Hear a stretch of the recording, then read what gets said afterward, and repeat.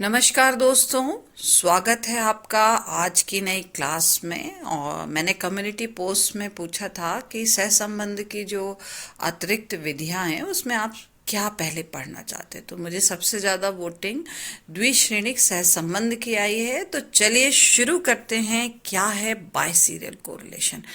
इसे समझाने में सबसे पहले मैं बात करूंगी द्विभाज्य आंकड़े या द्विभाजन। इसे डाइकोटोमस डेटा भी कहते हैं। ये क्यों समझा रही हूँ ये समझिए। सबसे पहले कि जब हमारे आंकड़े जो हैं दो भागों से संबंधित होते हैं, दो भाग मतलब स्त्री पुरुष हो सकता है, रोजगार युक्त बेरोजगार हो सकता है, जीवित या मृत, विवाहित या अविवाहित। तो मैंने इस तरह का जो द्विभाजन किया है ये नॉन लीनियर है। क्योंकि क्यों नॉन लीनियर है ये भी समझिए। क्योंकि एक तरह के आंकड़े एक प्रकार के हैं और दूसरी तरह के आंकड़े दूसरी प्रकार के, इनमें कोई रेखीय सहसंबंध नहीं है। जो स्त्री है वो स्त्री है, पुरुष नहीं बन जाएगा, और जो पुरुष है वो पुरुष है। तो जो जीवित है वो जीवित ही है और जो मृत है वो मृत। तो इस तरह के आंकड़े जो है वो एक तरह के आंकड़े एक ही प्रकार के हैं और दूसरी तरह के दूसरे। तो इस तरह से इनमें ये नॉन लीनियर कोरिलेशन की बात कर रहे हैं, रिलेशनशिप की। तो ये जो भाज्य आंकड़े हैं उसमें मैंने दो भागों में आपको इस तरह से समझाया। दूसरे हम बात करेंगे द्विभाज्य आंकड़े जिनका स्वरूप लीनियर होता है। कैसे लीनियर होता है? उदाहरण के लिए सफल है, असफल, सामान्य है, असामान्य, सुंदर है, बदसूरत है, समायोजित है, असमायोजित है या कुसमायोजित है, सत्य असत्य, शुद्ध अशुद्ध, आशावादी निराशावादी, धार्मिक अधार्मिक, अंतर्मुखी बहिर्मुखी। ये इनमें एक रेखीय संबंध है इनके बीच में कि कभी भी सफल असफल भी बन सकता है, असफल सफल भी बन सकता है। तो इनमें एक रेखीय संबंध है। ठीक है ना? तो अब मैं क्या कह रही हूं कि द्विभाजी जो आंकड़े से संबंधित सहसंबंध गुणांक की गणना जब हम कर रहे हैं वो प्रोडक्ट मोमेंटम से नहीं कर सकते। क्यों? क्योंकि प्रोडक्ट मोमेंटम विधि द्वारा उन्हीं द्विभाजी आंकड़ों के सहसंबंध गुणांक की गणना की जाती है जो आंकड़े रेखीय सहसंबंध वाले होते हैं। यानी कहाँ मैं कंडीशन रख रही हूँ अभी मैं कि प्रोडक्ट मोमेंटम से आप क्या निकाल सकते हैं? जब लीनियर कोरिलेशन हो, लीनियर रिलेशनशिप हो, तभी आप जो आंकड़े जो हैं जैसे धार्मिक अधार्मिक अंतर्मुखी बहिर्मुखी, वहां पर आप कौन सा मेथड लगाएंगे? वहां पर आप प्रोडक्ट मोमेंटम मेथड लगाएंगे।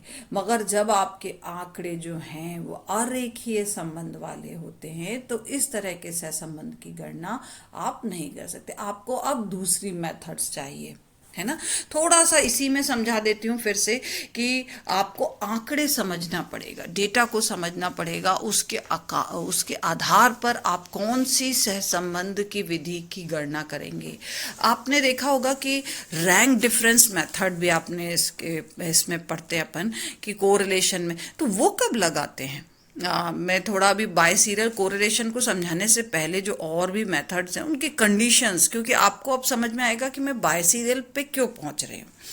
जो मैंने कहा रैंक डिफरेंस मेथड है, उसका उपयोग जो है जब अनसिस्टमेटिक आंकड़े होते हैं उनको सिस्टमेटिक करने के लिए हम रैंक देते हैं, रैंक देने की विधि है, इसीलिए हम वहां पर उसका उपयोग करते हैं। और जबकि प्रोडक्ट मोमेंटम जो भी आपसे बात कर रही हूँ कि वो जो है वो व्यवस्थित और अव्यवस्थित दोनों तरह के आंकड़ों के हम जब हमको गणना करनी होती है और कंडीशन क्या रखा उसमें, लीनियर रिलेशनशिप वाले डेटा हो, तब हम प्रोडक्ट मोमेंटम की गणना करते हैं। तो ये क्या हो जाता है, प्रोडक्ट मोमेंटम और ये सारी जो विधियां हो गई वो पैरामेट्रिक्स विधियां हैं, उनमें नॉर्मल डिस्ट्रीब्यूशन कर्व पर आधारित होती है। मगर कुछ हमारे जो हैं जो पैरामेट्रिक्स विधि के अंतर्गत नहीं आते हैं, नॉर्मल डिस्ट्रीब्यूशन कर्व पर नहीं आधारित होते हैं, वहां पर हम कौन सी विधि लगाएंगे? वहां लगाते हैं, वहां पर जो है बायसीरियल कोरिलेशन लगाते हैं। अब चलिए, अब आपको समझ में आ गया कि बायसीरियल कोरिलेशन कब लगाया जा रहा है कि असामान्य वितरण की जब परिकल्पना हो तब हम क्या कर रहे हैं, बायसीरियल कोरिलेशन को लगा रहे हैं। आपको उसमें क्या हो जाएगा कि द्विश्रेणिक सहसंबंध की घटना उस समय की जाती है जब दो चरों के अंकों का वितरण सामान्य माना गया हो। यानी अभी मैंने ये कहा है कि जो है असामान्य वितरण की परिकल्पना के लिए हम कर रहे हैं, क्योंकि इसमें एक चर जो होता है वो कंटिन्यूअस सीरीज में होता है, दूसरा चर जो होता है वो डाइकोटोमस। आपको डाइकोटोमस मैंने अब भी समझाया। डाइकोटोमस, ये देखिए मैंने डाइकोटोमस, तो आपको क्या कंडीशन बोल रही हूँ बाइसीरियल कोरिलेशन में, कि बाइसीरियल कोरिलेशन कब लगाया जाता है, जब उसमें अपन बात करें कि एक चर के आंकड़े कैसे हों, कंटिन्यूअस सीरीज में हो, और दूसरे चर के आंकड़े जो हों वो डाइकोटोमस हो। तो इस तरह से दो चरों के आंकड़ों के माना गया है ना। देखने में, यद्यपि देखने में हमको कैसा लग रहा है कि ये सामान्य वितरण वाले आंकड़े नहीं है, फिर भी जो हम बात कर रहे हैं कि आंकड़ों से संबंधित जब हम कल्पना कर रहे हैं, वो मान के चल रहे हैं कि इन का जो चर है उनका आंकड़ों का वितरण कैसा है, सामान्य है। अब मैं बात करूंगी कि दोनों चरों का वितरण द्विभाजी हो तथा रेखीय संबंध वाले हों, और वितरण में जो आवृत्तियों की संख्या हो वो अधिक हो। अभी मैंने आपको डाइकोटोमस समझा दिया कि डाइकोटोमस क्या है, आपको कंडीशन बता दी कि दोनों चर कैसे हो सकते हैं, डाइकोटोमस हो सकते हैं, रेखीय संबंध वाले हो सकते हैं, और वितरण में आवृत्तियों की संख्या क्या है, अधिक होनी चाहिए। द्विश्रेणिक जो सहसंबंध का जो मान होता है वो प्लस माइनस जो है एक है उसके अंतर्गत भी हो सकता है, और यह सहसंबंध गुणांक का मान प्लस माइनस एक से अधिक भी हो सकता है। ध्यान दीजिएगा मैं क्या कह रही हूँ, जो आपका बाइसीरियल कोरिलेशन है उसका मान जो है वो प्लस माइनस 1 से के अंतर्गत भी, उसके अंदर भी हो सकता है, और सहसंबंध गुणांक का मान जो है वो प्लस माइनस 1 से अधिक भी हो सकता है। यहाँ पे बात कर रही हूँ कि सहसंबंध गुणांक का मान जो है, विश्वसनीयता को यदि देखा जाए तो जो हमारा बाइसीरियल कोरिलेशन है यानी द्विश्रेणिक सहसंबंध का मान जो है कम विश्वसनीय होता है ना, इससे जो हमको रिजल्ट मिल रहे हैं वो कम रिलायबल होते हैं, मगर जो हमने प्रोडक्ट मोमेंटम विधि द्वारा कर रहे हैं उससे प्राप्त सहसंबंध मान का गुणांक का जो मान है वो अधिक रिलायबल होता है। तो आपने समझ गए, प्रोडक्ट मोमेंटम जो है वो पैरामेट्रिक्स मेथड के अंतर्गत आती है, जबकि अपन नॉन पैरामेट्रिक्स में हम बात कर रहे हैं वो बाइसीरियल कोरिलेशन, वहाँ पे उसके गुणांक का, सहसंबंध गुणांक का, बाइसीरियल कोरिलेशन गुणांक का जो विश्वसनीयता है वो अधिक कम होती है, मगर प्रोडक्ट मोमेंटम की क्या हो जाती है, विश्वसनीयता अधिक होती है। नेक्स्ट बात करती हूँ कि द्विश्रेणिक जो सहसंबंध विधि द्वारा जो है यानी बाइसीरियल कोरिलेशन द्वारा सहसंबंध जो प्राप्त होता है उसका उपयोग जो है हम रिग्रेशन इक्वेशन में नहीं किया जाता है ना। इसका हम आगे जो इससे हम इस कोरिलेशन से हम रिग्रेशन में इसका उपयोग नहीं कर सकते हैं। तो आपको मैंने कुछ कंडीशंस समझा दी कि यहाँ पर जो है कि आप द्विश्रेणिक सहसंबंध क्या है ना। अब हम बात करेंगे कि द्विश्रेणिक सहसंबंध का उपयोग कब करना चाहिए, कहाँ नहीं करते हैं, वो मैंने कुछ चीज़ें समझा दी। अब हम बात कर रहे हैं कि बाइसीरियल कोरिलेशन का उपयोग जो है हमें कब करना चाहिए। तो सबसे पहली कंडीशन कि जब हम बाइसीरियल कोरिलेशन यानी द्विश्रेणिक सहसंबंध गुणांक की गणना उन दो चरों से संबंधित आंकड़ों का करना चाहिए जिनका वितरण निरंतर हो, लेकिन दोनों चरों में से एक चर का वितरण द्विभाजी प्रकार का हो। कंडीशन समझ रहे हैं कि जो है कि वितरण कैसा हो, निरंतर हो, लेकिन दोनों जो चर हैं, वेरिएबल्स हैं, उसमें से एक जो है वो डाइकोटोमस नेचर का हो। तो द्विभाजन के कारण यहाँ पे कुछ भी हो सकता है, यानी यहाँ पे द्विभाजन का कारण, यानी द्विभाजन का कारण, जैसे मैंने आपको द्विभाजन में कितनी सारी चीजें बता दी थी कि अपन ने जीवित या मृत, यहाँ पे डाइकोटोमस में अपन ने लीनियर अनलीनियर दोनों तरह की बातें समझाई मैंने। तो इस तरह से मैंने कंडीशन रख दी। फिर मैं बात करूंगी कि द्विश्रेणिक सहसंबंध की गणना जो है उन दो चरों की करनी चाहिए जिन चरों के आंकड़ों का वितरण जो है वो नॉर्मल डिस्ट्रीब्यूशन की मान्यता पर आधारित हो, और बहुधा ये आंकड़े कैसे हैं, विकृत हों, यानी यहाँ पर आंकड़ों का जो नेचर है वो विकृत नेचर का हो।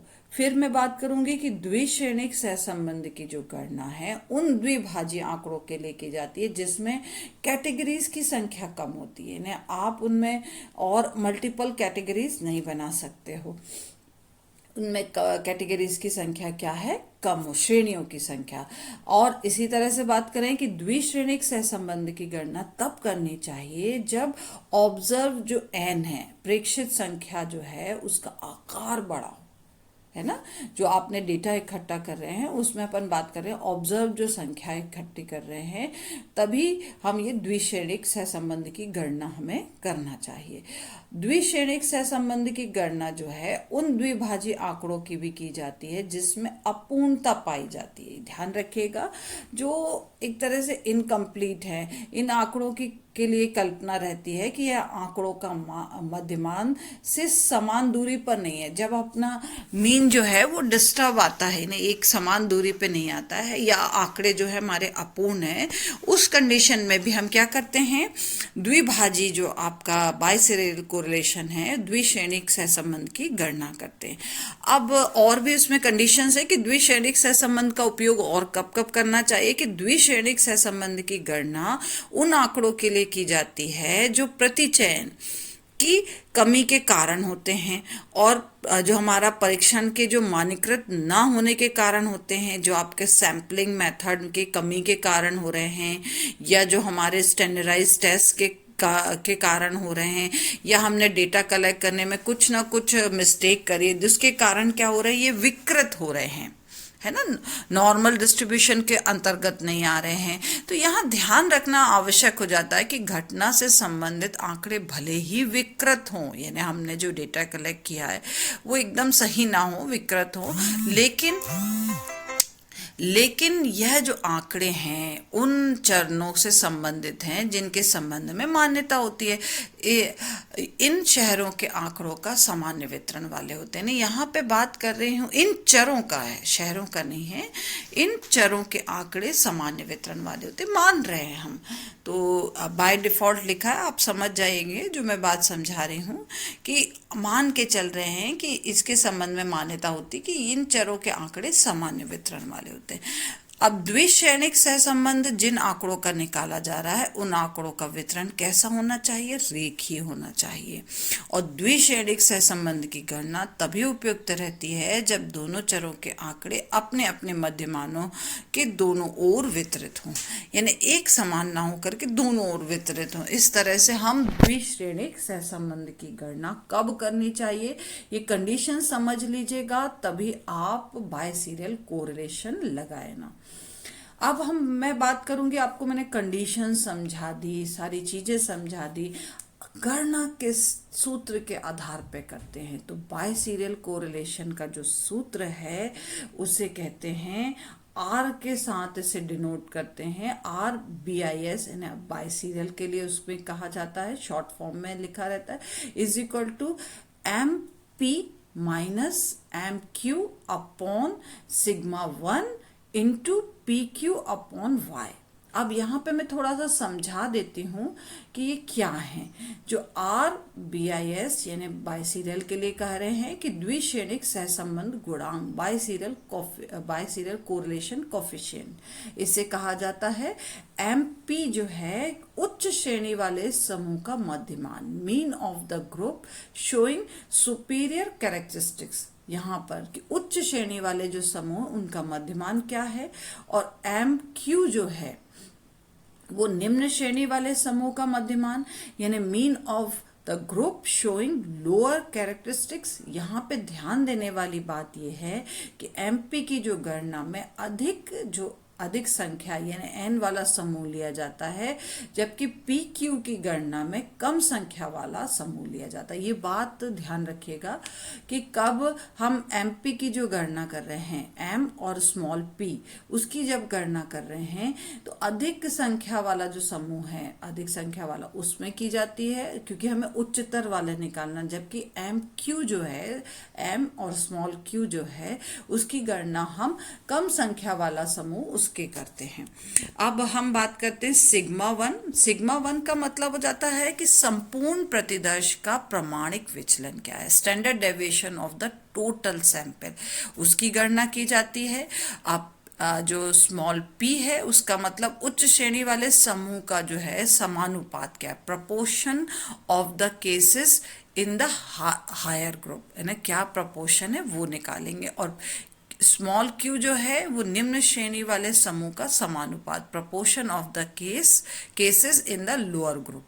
और वाई जो है, स्मॉल वाई है कि सामान्य वितरण की कोटि का मान जहां पी और क्यू के समानुपात एक दूसरे से अलग अलग होते हैं, यानी हाइट ऑफ द क्या बोलते ऑर्डिनेट ऑफ नॉर्मल कर्व, है ना, यहाँ पे with the surface equal to 1 dividing two parts of P and Q. यहाँ समझाने की बात कर रही हूँ कि सामान्य वितरण की जो कोटि का मान जहाँ पी और क्यू के समानुपात एक दूसरे से अलग अलग हो। तो ये आपको एक समझ में आया होगा कि सहसंबंध गुणांक का सूत्र क्या है। हमने उसमें सहसंबंध गुणांक में डाइकोटोमस समझा, कब सहसंबंध जो है बायसीरियल कोरिलेशन लगाया जाता है, कब उसकी गणना करनी चाहिए, उसका क्या सूत्र है। ये सारी चीज़ें एक कंडीशंस के साथ आपने समझी कि कब हमें बायसीरियल कोरिलेशन लगाना चाहिए। आई होप ये वीडियो आपको मदद करेगा समझने में कि जो है बायसीरियल कोरिलेशन क्या है। वीडियो देखने के लिए धन्यवाद।